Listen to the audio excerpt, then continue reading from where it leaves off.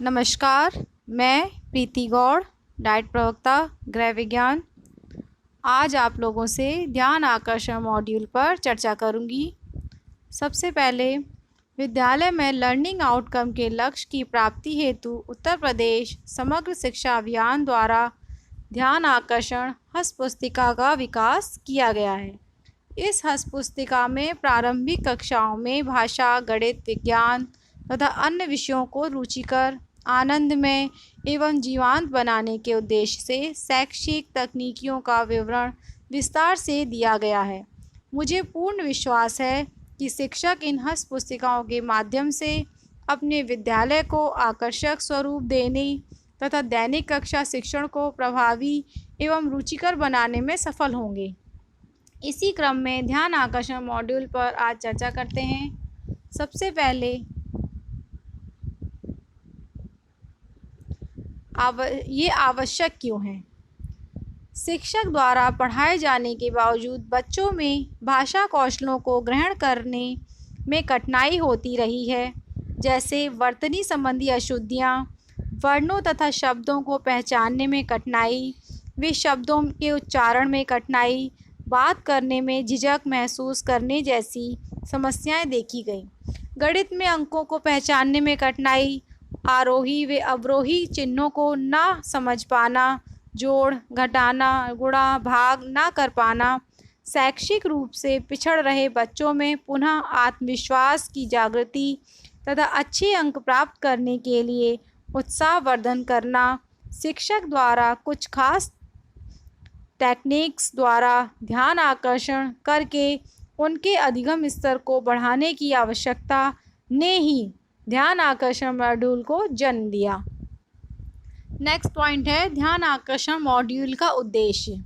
ध्यान आकर्षण हस्तपुस्तिका का निर्माण इस उद्देश्य से किया गया कि शिक्षक उन बच्चों की सीखने में मदद करें जिन्हें शिक्षकों की सहायता की अत्यंत आवश्यकता है। इस हस्तपुस्तिका में विभिन्न शिक्षण तकनीकियों का उल्लेख किया गया है, जिसके माध्यम से शिक्षक बच्चों को सीखने में सहयोग प्रदान कर सकेंगे। नेक्स्ट पॉइंट है बच्चों द्वारा कक्षा अनुरूप अधिगम स्तर प्राप्त ना कर पाने के कारण। पहला कारण है माता पिता की शैक्षिक स्थिति, दूसरा कारण है अध्यापकों का कठोर व्यवहार, तीसरा है ज्ञानेंद्रियों में आंशिक विकार, चौथा है कलहपूर्ण पारिवारिक वातावरण। नेक्स्ट है लर्निंग आउटकम एवं आकलन। सबसे पहला पॉइंट है हमारा लर्निंग आउटकम क्या है। यह एक परिणाम आधारित लक्ष्य है जो कि बच्चे की प्रगति का आकलन गुणात्मक तथा संख्यात्मक रूप से करने हेतु अवलोकन बिंदु प्रदान करता है। नेक्स्ट पॉइंट है लर्निंग आउटकम की अवधारणा। लर्निंग आउटकम बच्चों को प्राप्त दक्षता का मूल्यांकन करने तथा शिक्षकों को आगामी शिक्षण संबंधी दिशा प्रदान करने पर बल देते हैं। यह बच्चे को जानने, समझने एवं पुस्तकीय ज्ञान को व्यवहार में उपयोग करने के लिए बच्चों में तर्क, चिंतन एवं कल्पना शक्ति के विकास पर बल देते हैं। इसी प्रकार लर्निंग आउटकम हमें स्पष्ट रूप से यह बताता है कि बच्चे ने कौन कौन सी दक्षताएं हासिल कर ली हैं। फिर आते हैं अधिगम स्तर में अंतर या लर्निंग गैप क्या है। बच्चों का वास्तविक अधिगम स्तर तथा कक्षा अनुरूप अपेक्षित अधिगम स्तर में अंतर ही लर्निंग गैप होता है। किसी शिक्षक के लिए यह जानना बहुत आवश्यक है कि उसकी कक्षा में बच्चों की वास्तविक स्थिति क्या है। जैसे कक्षा 5 में प्रवेश कर लेने वाले सभी बच्चों ने कक्षा 4 की गणित, अंग्रेज़ी, हिंदी व विज्ञान विषयों की मूलभूत दक्षताओं को प्राप्त कर लिया है। आप सभी का उत्तर होगा नहीं। इस प्रकार हम कह सकते हैं कि बच्चे में लर्निंग गैप है। फिर नेक्स्ट पॉइंट है सीखने के स्तर का आकलन। सामान्यतः बच्चों की प्रगति का आकलन सत्र परीक्षा, वार्षिक या अर्धवार्षिक परीक्षा द्वारा लिया जाता है। जिससे बच्चों का रिज़ल्ट दर्शाया जाता है। माना कोई बच्चा 70 से 80 अंक प्राप्त किया है, उसी उत्तर पुस्तिका देखकर शिक्षक जान सकता है कि बच्चे ने किन किन बिंदुओं को समझ लिया है। कह सकते हैं बच्चा किन किन मूलभूत दक्षताओं को प्राप्त कर लिया है। लेकिन अंक आधारित मूल्यांकन हमें बच्चों की वास्तविक सीख स्तर को नहीं बता पाता है। यह इतना बताता है कि बच्चे ने 70 से 80% अंक प्राप्त कर लिए हैं। बस इतना ज्ञान जान सकते हैं कि बच्चे ने 80% पाठ्यक्रम को समझ लिया है। फिर बच्चों का चिन्हांकन, हम बच्चों को कैसे पहचानें? सबसे पहला पॉइंट है शैक्षिक सत्र के प्रारंभ में वास्तविक अधिगम स्तर तथा अपेक्षित अधिगम स्तर के मध्य अंतर को आखिर कैसे पता करें। अब चर्चा के 2 बिंदु हैं। अधिगम स्तर में अंतर को कैसे पता करें तथा ऐसी स्थिति में एक शिक्षक क्या करे, इस पर विचार करते हैं। सबसे पहले है शैक्षिक सत्र के प्रारंभ में। आपकी कक्षा 3 से 8 तक में जब बच्चे प्रवेश लेते हैं, तब आरंभिक परीक्षण के माध्यम से प्रत्येक बच्चे के वर्तमान अधिगम स्तर का पता लगाया जा सकता है। इससे आपको बच्चे के अधिगम स्तर में अंतर का पता चल जाएगा। फिर आप आवश्यकता अनुसार अपनी शिक्षण योजना बनाकर अधिगम स्तर के अंतर गैप को कम करने का प्रयास कर सकते हैं। आरंभिक परीक्षण के लिए प्रत्येक विषय में आधारभूत आकलन प्रपत्र बनाना होगा। इसके प्रश्न पिछली कक्षा तक ही मूलभूत दक्षताओं लर्निंग आउटकम के आधार पर बनाए जाएंगे। इसके लिए मूलभूत दक्षताओं का विषयवार सूची पूर्व में ही बना लें। उदाहरण के लिए कक्षा 8 के बच्चों के आधारभूत आकलन प्रपत्र में कक्षा 1 से 7 की मूलभूत दक्षताओं के आधार पर प्रश्न बनाए जाएंगे। यहाँ पर ध्यान रखना है कि प्रत्येक प्रश्न किसी कक्षा के किसी लर्निंग आउटकम पर आधारित है। यह अलग से अवश्य लिख लिया जाए। इससे बाद में शिक्षकों को यह जानने में आसानी होगी कि किस लर्निंग आउटकम पर बच्चों के साथ कार्य करना है। साथ ही अधिगम स्तर के अनुसार उनके समूह निर्धारण में भी आसानी होगी। प्रश्न बनाते समय यह भी ध्यान रखना है कि इसमें ज्ञानात्मक, बोधात्मक, अनुप्रयोगात्मक व तर्कात्मक प्रश्न शामिल हों। कुल प्रश्नों का 20% प्रश्न ज्ञानात्मक, 50% बोधात्मक, 20% अनुप्रयोगात्मक व 10% तर्कात्मक प्रश्न होंगे। ये आवश्यक है कि प्रश्नों की संख्या अधिक ना हो ताकि बच्चे उन्हें आसानी से हल कर सकें। भाषा हिंदी व अंग्रेज़ी के मौखिक, लिखित व पढ़ने से संबंधित प्रश्न होंगे। फिर है आरंभिक परीक्षण के पूर्व में ही विषयवार आरंभिक प्रपत्र बनाकर रख लें। प्रत्येक प्रश्न किस लर्निंग आउटकम पर आधारित है, इसकी भी एक सूची बना लें। एक लर्निंग आउटकम के लिए एक ही प्रश्न हो। इस प्रपत्र में कक्षा 3 से 5 के बच्चों के लिए आकलन के लिए कुल 15 प्रश्न होंगे। उसी प्रकार कक्षा 6 से 8 के लिए कुल 25 प्रश्न होंगे, जिसमें 20 प्रश्न वस्तुनिष्ठ ऑब्जेक्टिव या 5 प्रश्न आत्मनिष्ठ सब्जेक्टिव होंगे। आवश्यकता अनुसार प्रश्नों की संख्या कम भी हो सकती है, लेकिन प्रश्न वस्तुनिष्ठ और आत्मनिष्ठ दोनों प्रकार के होंगे। प्राथमिक स्तर पर प्रत्येक विषय का पूर्णांक 45 रखा है। आरंभिक परीक्षण के दौरान नेक्स्ट पॉइंट है हमारा, परीक्षण शुरू होने के पूर्व शिक्षक कक्षा के माहौल को हल्का बनाए ताकि बच्चे सहज होकर प्रश्नों के उत्तर दे सकें। उन्हें यह बताए कि इनका उनकी वार्षिक परीक्षा से कोई संबंध नहीं है। साथ ही यह किसी प्रकार से शिक्षक का भी मूल्यांकन नहीं है। आरंभिक परीक्षण के समय बैठक व्यवस्था इस प्रकार रखें कि बच्चे एक दूसरे की नकल न कर सकें। शिक्षक बच्चों को किसी भी प्रश्न को ना पढ़कर सुनाएंगे और ना ही इसके बारे में कोई बात करेंगे। बच्चे किसी प्रश्न को पढ़कर समझ पा रहे हैं या नहीं, ये जानना भी इस आकलन का एक प्रमुख उद्देश्य है। अच्छा हो यदि प्रत्येक बच्चे के पास प्रश्न पत्र की एक कॉपी हो। यदि ऐसा संभव नहीं है तो प्रश्नों को साफ साफ अक्षरों में श्याम पट पर लिखें। प्रत्येक बच्चे के पास उत्तर लिखने के लिए कॉपी या अतिरिक्त पन्ने अवश्य हों। फिर है आरंभिक परीक्षण के उपरांत समूह निर्धारण। परीक्षण के उपरांत बच्चों की उत्तर पुस्तिका को पहले से तैयार कुंजी आंसर की के आधार पर जांचें, अंक प्रदान करें। उत्तरों के लिए 0, 1, 2, 3 अंक प्रदान करें। यह कार्य आरंभिक परीक्षण के 2 दिनों के अंदर हो जाना चाहिए। कक्षा के सभी बच्चों की एक सूची तैयार कर लें जिसमें प्रत्येक प्रश्न के सापेक्ष उनके प्राप्तांक दर्ज हों। जिस प्रश्न में 3 अंक मिले हों उसका अर्थ यह है कि बच्चे को वह लर्निंग आउटकम पूर्णतः प्राप्त है। जिसमें 1 या 2 अंक मिले हों वह उसे आंशिक रूप से प्राप्त कर रहा है तथा जिसमें 0 अंक मिले हों वह उसे बिल्कुल भी प्राप्त नहीं है। जिस लर्निंग आउटकम में 0, 1 या 2 अंक मिले हैं उस पर उन बच्चों के साथ शिक्षकों को और कार्य एवं सहयोग करने की आवश्यकता है। ऐसे बच्चों की एक सूची अवश्य बना लें। तालिका बनाने के बाद आवश्यकता अनुसार बच्चों का निम्नलिखित प्रकार से समूह निर्धारण कर सकते हैं, जैसे समूह ए, समूह बी और समूह सी। समूह ए में आरंभिक परीक्षा में अधिकांश लर्निंग आउटकम में 2 और 3 अंक प्राप्त करते हुए कक्षा 3, 4, 5 के जिन विद्यार्थियों के प्राप्तांक 21 से 45 अंक के मध्य होंगे उन्हें समूह ए में सम्मिलित किया जाएगा। समूह बी में आरंभिक परीक्षा में अधिकांश लर्निंग आउटकम में 1 अंक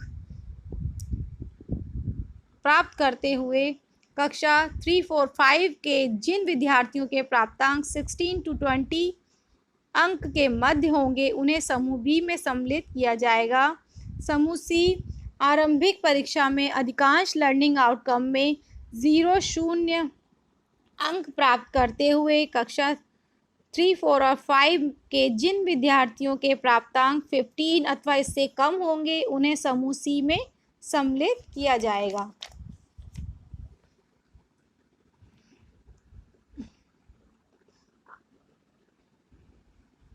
उच्च प्राथमिक स्तर ए, बी, सी 3 समूह का निर्धारण।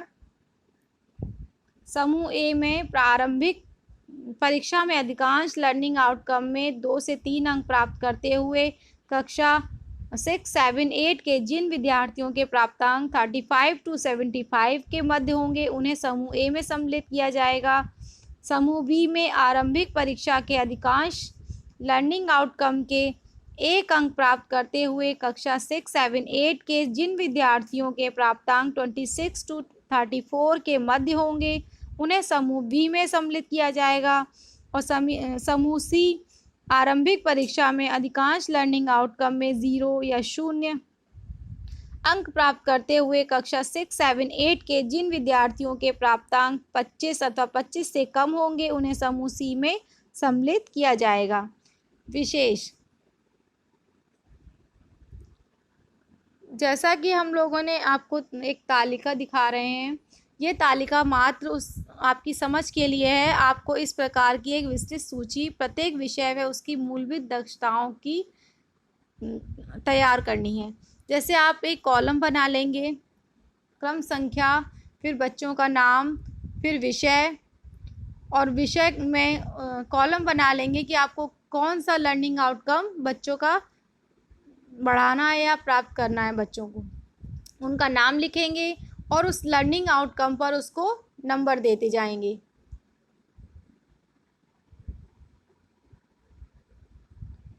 नेक्स्ट, परिणामों के आधार पर इसी प्रकार की एक अन्य सूची बनाएं जिसमें प्राप्त लर्निंग आउटकम के सापेक्ष सही का निशान लगाएं। हमने क्रम बनाया था उसी क्रम को एक तालिका द्वारा हम बना लेंगे। तालिका, उसमें बच्चों के नाम लिखेंगे सीक्वेंस से। उसके बाद हम जो उन्होंने लर्निंग आउटकम जिस दिन प्राप्त किया है उस दिन हम उस डेट को लिखेंगे और टिक लगाएंगे। ऐसे ही हमें हिंदी का विषय का कॉलम बनाना है और गणित का कॉलम बनाना है। फिर आते हैं हम लोग ध्यान आकर्षण शिविर पे।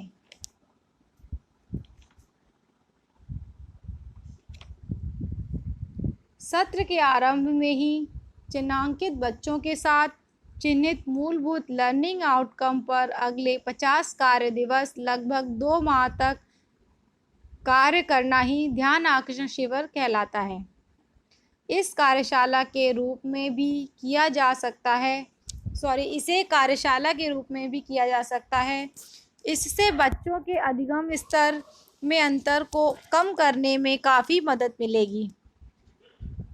सत्र के प्रारंभ में ही इस प्रकार बच्चों के साथ कार्य करने का सबसे बड़ा फ़ायदा यह होता है कि बच्चे वर्तमान कक्षा के पाठ्यक्रम को भी सहजता के साथ पूरा करने लगते हैं। इन 50 दिनों में वर्तमान कक्षा के पाठ्यक्रम पर कार्य न करके चिन्हित लर्निंग आउटकम पर ही कार्य किया जाए। नेक्स्ट है ध्यान आकर्षण शिविर में ध्यान रखने योग्य बातें। सबसे पहले हिंदी, गणित व विज्ञान हमारा परिवेश विषय पर प्रतिदिन कम से कम 1 घंटा कार्य अवश्य किया जाए। आवश्यकता अनुसार कक्षा के बच्चों को समूह में बांटकर कार्य को क्रियान्वित किया जाए। समस्त चिन्हित आउटकम को 50 दिनों में विभाजित कर एक सूची बना लें और तय कर लें कि किस दिन किस लर्निंग आउटकम पर कार्य करना है। प्रत्येक दिन के लिए अपनी एक शिक्षण योजना बना लें तथा इसके अनुसार आवश्यक अधिगम सामग्री की उपलब्धता भी सुनिश्चित कर लें। बच्चों के साथ कार्य करने के लिए आवश्यक वर्कशीट भी आप सभी पहले से तैयार कर लें। यदि एक सामान्य कक्षा शिक्षण नहीं है, इसलिए इसमें शैक्षिक व नवाचारी गतिविधियों का अधिकाधिक प्रयोग करें, आप सभी करें। इस बात का विशेष ध्यान रखें कि किसी बच्चे में हीन भावना न आए।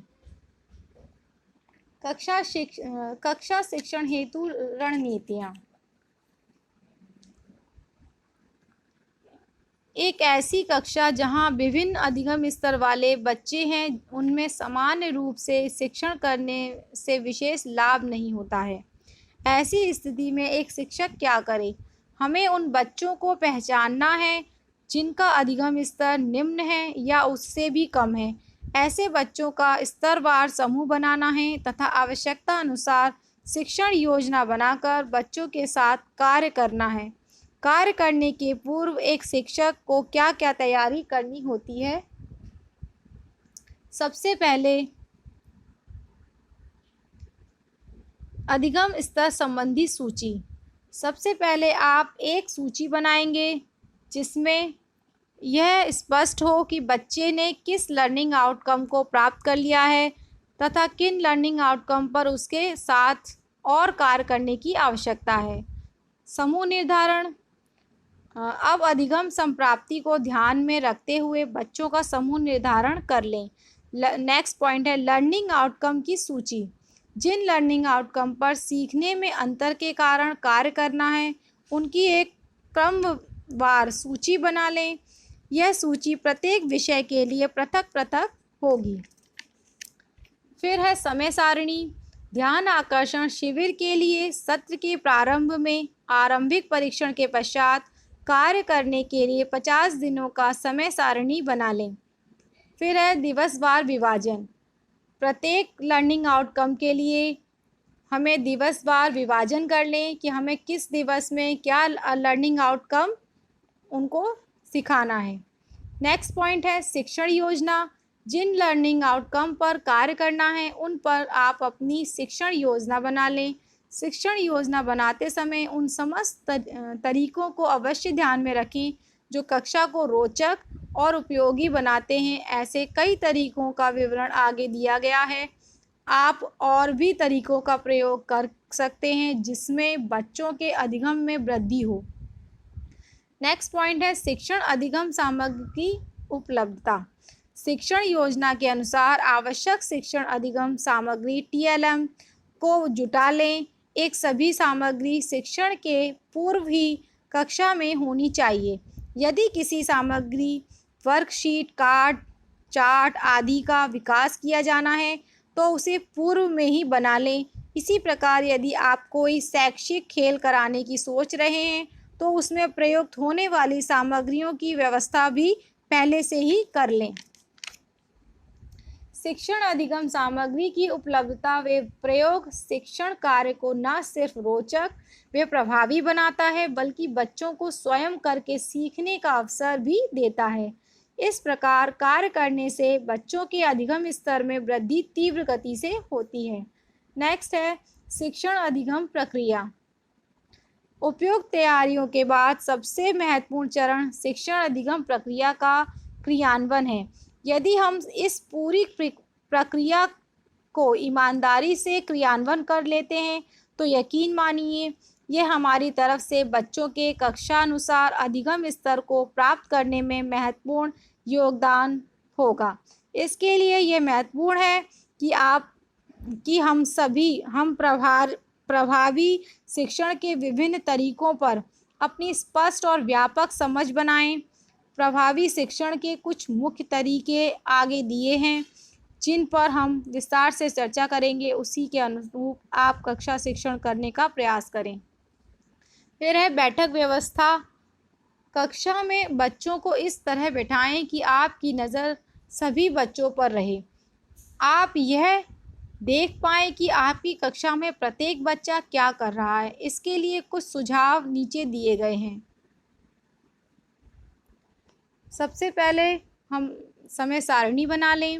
उसके बाद बच्चों को अर्धचंद्राकार या वृत्ताकार बिठाएं जिससे हम सभी बच्चों पर नज़र रख सकें और उनसे बातचीत कर सकें। उसके बाद शिक्षण अधिगम सामग्री पढ़ाने से पहले हमारे पास महत्वपूर्ण TLM होने ज़रूरी हैं, जैसे श्यामपट्ट, मॉडल, सूचना पट। इन सब का यूज़ करते हुए अगर हम अपने शिक्षण को और भी प्रभावी बना सकते हैं। और आजकल ICT का प्रयोग बहुत तेज़ी से हो रहा है जिसमें हम कंप्यूटर, रेडियो, TV और नेट इन सब का यूज़ कर रहे हैं। हम लोग इसका भी यूज़ करके अपने शिक्षण को प्रभावी बना सकते हैं। शिक्षण अधिगम प्रक्रिया के दौरान हमें ये ध्यान रखना है कि कक्षा में शिक्षक की जो क्रियाशीलता है वो 5 से 10% होनी चाहिए, लगभग 5 मिनट। उसके बाद कक्षा में बच्चों की क्रियाशीलता 75 से 80% होनी चाहिए, लगभग 30 मिनट्स। फिर है कक्षा में बच्चों के साथ शिक्षक की क्रियाशीलता 5 से 10% होनी चाहिए, लगभग 5 मिनट। इसका मतलब हमें अपने शिक्षण के दौरान बच्चों की क्रियाशीलता पे ज़्यादा वर्क करना है।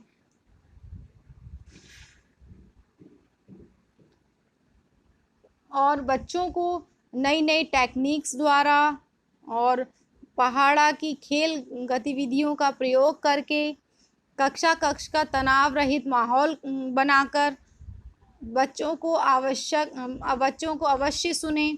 जब भी हम अपने कक्षा में बच्चों को पढ़ाते हैं तो हम बच्चों को हमें ज़्यादा सुनना चाहिए ताकि बच्चों की जो क्रिएटिविटी है या जो उनके मन में चल रहा है वो बाहर आपसे शेयर कर सकें। फिर है दिव्यांग बच्चों पर विशेष ध्यान दें। बच्चों द्वारा समूह कार्य पर विशेष ध्यान दें क्योंकि जब बच्चे समूह में कार्य करते हैं तो चीज़ें बहुत जल्दी सीखते हैं और उनको सीखने में मतलब मज़ा भी आता है, वो इंटरेस्ट लेते हैं ग्रुप में कोई भी कार्य करने के लिए। फिर है उनको प्रोजेक्ट वर्क देना चाहिए। बच्चों को प्रोजेक्ट वर्क करना बहुत अच्छा लगता है, उनको अलग अलग तरीके के प्रोजेक्ट बनाने के लिए देना चाहिए जिसे वो बहुत रुचि से भी करते हैं। इसके द्वारा हम उनको जो उनकी पढ़ाई से रिलेटेड जो भी चीज़ें हैं उनको हम सिखा सकते हैं। स्टूडेंट को प्रोत्साहित करें। अगर बच्चे ने कुछ कार्य किया है तो उसको निराश ना करके उनको हौसला देना चाहिए। बच्चे ने बहुत अच्छा किया, उनको प्रोत्साहित करना चाहिए, जिससे बच्चे आगे और अच्छा करने की कोशिश करते हैं। फिर है शिक्षण अधिगम प्रक्रिया के दौरान हम क्या ना करें। बच्चों में भय ना पैदा करें, बच्चों को मारे नहीं, पीटे नहीं, उनको डराए नहीं, जिससे बच्चे डर जाते हैं और अपनी बातें हमसे नहीं कह पाते हैं। नेक्स्ट है स्टूडेंट को हतोत्साहित ना करें। कभी कभी बच्चों को कुछ बातें वो दिल पर ले लेते हैं और अपनी बातों को शेयर नहीं कर पाते हैं आप लोगों से। हमें चाहिए कि बच्चों से एकदम फ्रैंकली उनका मतलब माहौल रखें, ताकि वो अपनी जो भी परेशानियां हैं, जो उनको दिक्कतें आती हैं, वो सब हमसे शेयर कर सकें। फिर है शिक्षक के द्वारा बच्चों में भेदभाव नहीं करना चाहिए। किसी को ज़्यादा मतलब किसी पे ज़्यादा ध्यान नहीं देना चाहिए, किसी पे कम ध्यान नहीं देना चाहिए, सब बच्चों को बराबर ध्यान देना चाहिए। फिर है बच्चों के साथ गलत व्यवहार ना करें। फिर है नेक्स्ट पॉइंट है ध्यान आकर्षण शिविर के पश्चात की कार्य योजना। लर्निंग आउटकम का चयन करना, लक्ष्य निर्धारण करना, कक्षा शिक्षण अभ्यास के लिए उपयुक्त शिक्षण टेक्निक्स का चयन करना, शिक्षण योजना का निर्माण करना, शिक्षण योजना में प्रयुक्त की जाने वाली सामग्री का चुनाव करना, बच्चों के अधिगम स्तर का आकलन करना। मुझे ये उम्मीद है इस मॉड्यूल से जो भी मैंने आप लोगों से चर्चा की है उसे आपने ध्यानपूर्वक सुना होगा। आशा करती हूँ कि आप सभी लोग कक्षा शिक्षण के दौरान इसमें बताए गए बिंदु का ज़्यादा से ज़्यादा उपयोग करेंगे। धन्यवाद।